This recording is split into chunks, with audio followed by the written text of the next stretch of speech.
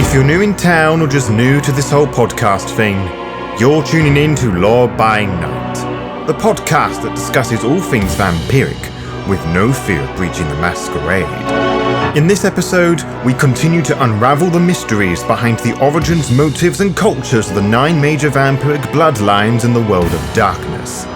This episode will focus on the lost butterflies, the Kiasyd.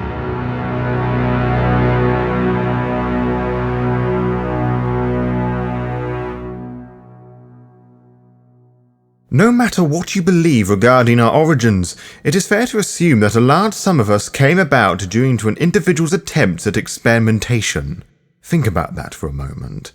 The Tremere and Nagaraja were mages wanting to experiment with obtaining a greater power, similarly with the necromantic Giovanni, whilst the Tzimisce were born from Enoch, seeing what would happen if he gave a mage all of its understanding in Protean. Besides those minute examples, Cain himself embraced mortals and potentially created the first ghoul, with no real understanding of what would happen. Or maybe he did, I cannot say, for I was not there. When you think about it, it is almost weird that Cain would want others of his curse to suffer as well, but that is a conversation for another time. There is actually a group of kindred who are so weird by our standards that they have actually adopted the name Weirdling. They are called the Kiasyd or Kiasyd, depending on who you ask, and you probably know of them as the La Sombra bloodline. That is both true and false, but I can understand why older Kiasyd would insist on their La Sombra lineage as fact. It is a tale of events that refined the clan into the weirdlings that they are known for today, as very few outside this La Sombra heritage exist. I will elaborate on both versions of Kiasyd for you, as I refuse to give in to some keeper bias like so many Cainite scholars before and after me will do. I have mentioned many times before that we are not the only supernatural Denzians who rule the nights. Werewolves have their footholds in organizations in the wild, for example. I believe I have mentioned fairies do too, but to what extent, I cannot say, for I have never encountered one of these fae or changelings before. My knowledge of them as a result is rather lacking, but I do know they are not fond of us and we of them, which comes to no surprise to you, I'm sure. But there are some kindred who have attempted the idea of embracing werewolves and fae, with differing effects. More often than not, the embraced will die a quick and horrific death, but it is possible that a hybrid of either creature can exist. Abominations are the name assigned to vampiric werewolves, for they are just that. They tend not to last very long and are incredibly dangerous, wielding strength and ferocity beyond any kindred and werewolf slapped together. If you ever do find yourself in a situation with one, I wouldn't bother running. Seriously, just give yourself up, or hope they don't have Auspex to see through obfuscate, presuming that you have it, of course. Embrace a fae-touched mortal, however, and the clashing natures usually kill the individual outright. But, on the rare circumstance this doesn't, the vampiric vitae burns away the memories of the fae and awakens as a Kiasyd, a forlorn creature that naturally feels it does not belong with those around them. During our Dark Ages, they were often mistaken as Kaitiv and were just killed outright. They are often freakishly tall, around about 7 foot tall, with skin that is either extremely pale or, on some occasions, blue, which makes them stand out somewhat in most societies, so they may have been chastised for that alone. The blood is not dormant, however, for the Kiasyd of this nature can still embrace blood bond and ghoul just like any other kindred might. They too have a strange cocktail of fae and Cainite blood, bearing most of the kindred's weaknesses, the aversion to sunlight and the need to drink blood mainly. The main connection the fae have with the Kiasyd is their aversion to cold iron, untampered iron, I believe that means, which is the one main weakness I'm aware these fae have. The presence of this metal can make the weirdlings ill, whilst weapons of this sort cause horrible smoking wounds that can easily cause the kindred to frenzy. The Kiasyd also have their own unique discipline, in addition to the remaining 2 disciplines from the parent clan, and that is Mythoseria, which I believe is a result of the powers of the fae boiled down into a kindred body that makes it entirely unique. It grants the vampire mystical senses, abilities to steal knowledge and force those into weird realms with their head as they try to decipher the Kiasyd's riddles. They can also place symbols that confuse and disorient people. Those who are particularly well versed in the discipline are said to be able to become immortal for a day or turn others into stone. Both are particularly frightening when you give it a moment's thought. It is a discipline that is similar to chemistry of the Ravnos, but that is not the discipline of nightmares, and neither does it give you nightmares. You could say that these Kiasyd were the true Kiasyd, if such a term can be used so freely. That is not a legitimate name, however, for these true Kiasyd are now called the Magar, many of which not sharing a lineage with each other, which makes them sound more like a particular breed of Kitiv. As a reminder, they share the same weaknesses to iron as the proper Kiasyd, and they are not too keen on drinking directly from mortals, but rather wanting to drink it from a container of sorts, like a cup or blood bag. They have no problem drinking from a kindred, however. Should a Magar want to embrace the child in question, will only be a Magar if the child has been Fey-touched. If not, they will be a true Kitiv. Magar tends to don mythosyria or necromancy alongside two other disciplines. For some time, the Magar were the only form of vampiric fairies to exist within our society, but the sun began to set on the Middle Ages, and the new night that was the Renaissance would force many of these Kiasyd to disappear as two individuals wanted to rule them. The Magar did not resist. They packed their belongings and left their homes in the name of Kiasyd, presuming that they were not slaughtered out of existence. That being said, I have heard that many of these Magar now associate themselves with the Talmahera, the true Black Hand, but I cannot be certain of that. It's just mere rumor and speculation. Now, when I say that two individuals wish to rule, some sources point to three. In any case, only one of them has great significance to our tale. Marconius and Herostophia were sibling mages, a duo of scholars who were possessed, almost consumed with the idea of creating the perfect being, which should strike fear into your heart if you know what's good for you, as only evil masterminds have ever wanted to create the perfect being. Anyway, these two believed that through their alchemy, they could infuse the blood of mage and changeling to create their godly child. Oh, how the naivete and ignorance of mages never ceased to make me chuckle a hearty chortle. Ha ha ha! Nothing the two could do would create the ultimate being.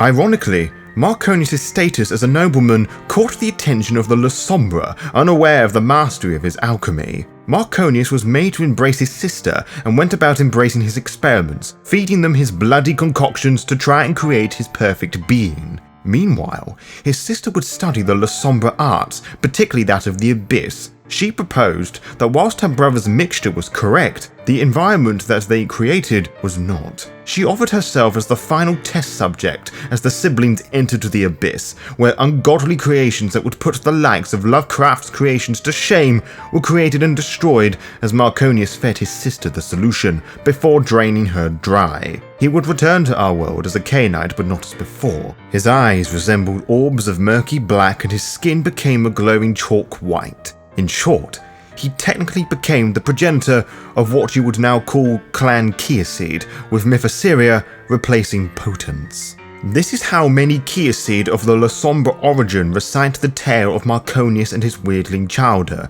but there are a couple of other, much shorter stories that I thought I would bring to your attention. One tale has three La Sombra who were all said to be siblings just as before. On their quest for power, they would meet a mage with a potion labelled the Blood of Zernibuch, God of the Underworld. Now, whether this is true or not, no one knows, but the three La Sombra assumed the wizard spoke the truth and presumed it was just that. If this was true, it would explain as to why some Magar possess necromancy. It would also imply that the Kiasyd share some demonic similarities with the Bali and possibly the Setites, if you believe Set was an Egyptian god of the underworld. Of course, some would say that it was just Fey blood in that potion. Another variant on this story would suggest that it was only Marconius that drank the blood potion. What you choose to believe, however, is entirely down to you. However Marconius came to be is somewhat irrelevant, for he was a La Sombra, now Kiasyd, who had angered his superiors, the Amici Noctis, the Friends of the Night. He embraced multiple individuals without the consent from the Amici Noctis and performed an array of experiments in and out of the Abyss without explicit permission. Had it not been for Marconius' sire, Bucephus, childer of the Antediluvian, the Kiasyd would have faced final death for certain. The Methuselah, seeing some merit in Marconius' work, instructed for him to be held in an obulete, cut off from the La Sombra clan, and to carry on with his research. Now, you may know that an obulete is a dungeon, usually secret, which can only be accessed via a trapdoor in its ceiling, meaning that someone has to fall into it. For the La Sombra, The Obulete is a shrouded dungeon and study that are implemented by those who practice abyss mysticism. There isn't a word to describe how dark these are. Light cannot penetrate them, and most kindred, even the many La Sombra who wield it, cannot survive the conditions of such an Obulete. So you can probably guess that they very much intended on killing Marconius, it's just his sire wanted it to be a slow and painful procedure. But I digress. Marconius' imprisonment was one that took 80 years. Through means unknown to me and to that of many La Sombra, Marconius was able to travel across the world and embrace multiple chowder, and is said to have opened up a permanent gate to the abyss in the Alps somewhere. The Toreadors of the Courts of Love discovered his experiments and actions, bringing great shame to the almighty clan La Sombra. This would create a much larger rift between the Keepers and the Weirdlings, the former shunning the latter for centuries to come. During this time, the Anarch Revolt was in full swing, partly due to the idiocy of the La Sombra Antediluvian encouraging the formation of the Inquisition. The Toreadors allegedly offered protection for the Kiasyd during this time period, something that Marconius' chowder, Arcadian, swears by. This may not make a lot of sense to you, but allow me to quote what he told me on the matter. "A truth that's told with bad intent beat all the lies you can invent." Yes, that was William Blake he recited to me.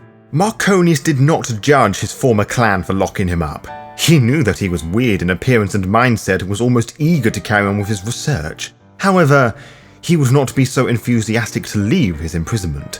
He was afraid to leave, terrified of sharing the things he had been forced to live within the abyss, and yet he wouldn't stop talking about it. He was a jittering wreck, as I believe the expression goes. Not even sending himself into torpor would cease the screams from oblivion that would tear and beat his body and soul. He would regain some of his composure, but was very much a changed and maddened individual. Whilst he would join the Camarilla, becoming the Prince of Strasbourg, many of the Kiasyd would remain with the Sabbat, mainly because it was there that the parent clan was found.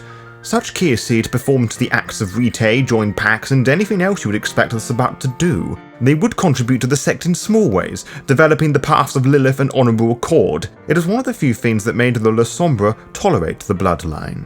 Beyond what I have told you, the Weirdlings have very little interest in the Jihad. They just simply go where the knowledge takes them and research it. They study anything and everything that takes their fancy, but they are most known for investigating the secrets of the Abyss. It is only natural for them to obsess over it, for these Kiasyd were born of the Abyss and they wish to become one with the Abyss. They perform experiments aplenty, only sharing the results of such with other Kiasyd once every 50 years during an event known as, the Great Symposium, which I believe is held in the Cathedral of Our Lady in Strasbourg. Besides this, Kiasyd do not like sharing knowledge with anyone, even those of their own ilk. They do not even like sharing their cities with other Kiasyd, which I'm told is down to a particularly heated symposium in 1866, where a Tremere was invited by Marconius to further develop the bloodline. Such actions did not occur, but it did separate the bloodline regardless.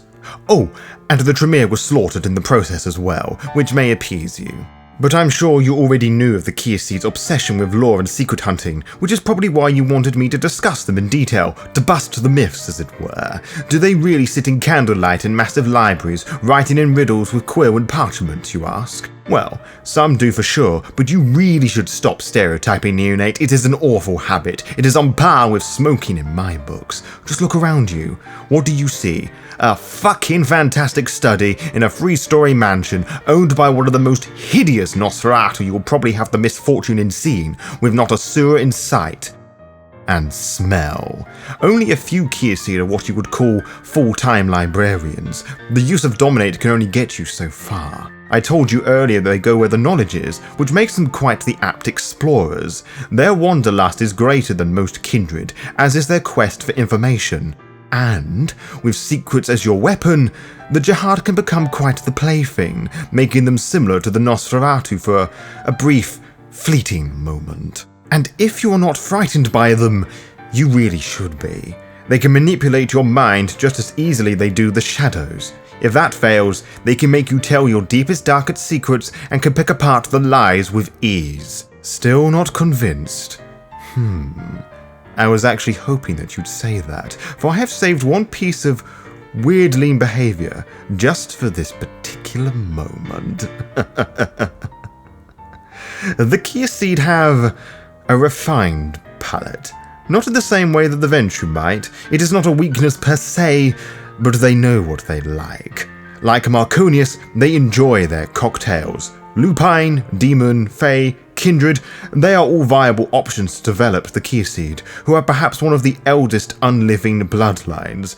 There is a strong culture of capturing the Denzians and mixing the blood types together to harness their powers, be it for brief, fleeting moments. Like Marconius, they enjoy their experiments, seeing how they can best prepare the individual to obtain the blood. Drinking from the neck is for the rabble that is the rest of Kindred society, and they are unlike other Kindred, and you can imagine to what lengths they would go to obtain the cocktails and how they treat their live experiments. Like Marconius, their origins stem from the La Sombra and by extension the Sabbat, but they do not adopt their lack of care for those around them from the Sabbat. Rumors speak of the Kiasyd only eating babies, children, or virgins, which may tie back to some Fae fetish, I cannot say, but if push comes to shove, they would prefer the child.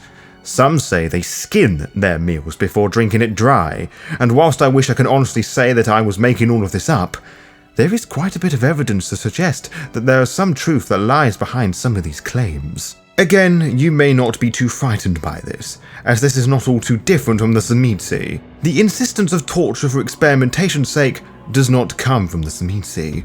The Kiasyd disturb the Tzimisce. That is how vile and twisted they can be.